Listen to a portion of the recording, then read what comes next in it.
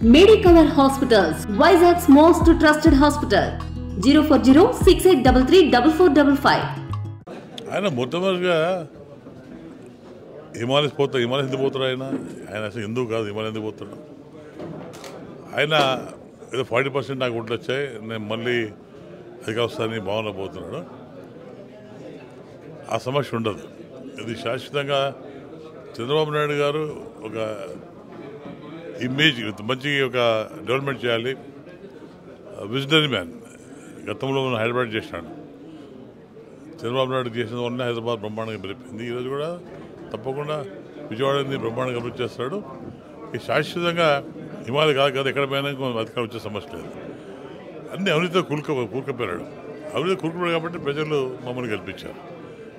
తప్పకుండా మేము అటువంటి ఛాన్స్ చేయకుండా గతంలో చేసిన పొరపాట్లన్నీ సరిదిద్దుకుంటూ అంటే ఆర్థిక పరిస్థితి సరిదిద్దుకుంటూ ప్రజల కష్టాలను పాల్పంచుకుంటూ పోయే పరిస్థితి ఏర్పడుతుంది. కాబట్టి వీళ్ళంతా ఏదో కలగంటారు 40% వచ్చిందని ఎంత రాంగ్. అది ఒక ప్రజల్ని భ్రమ పెట్టాలనుకుంటే కానీ ప్రజలు నమ్మే పరిస్థితులు లేరు.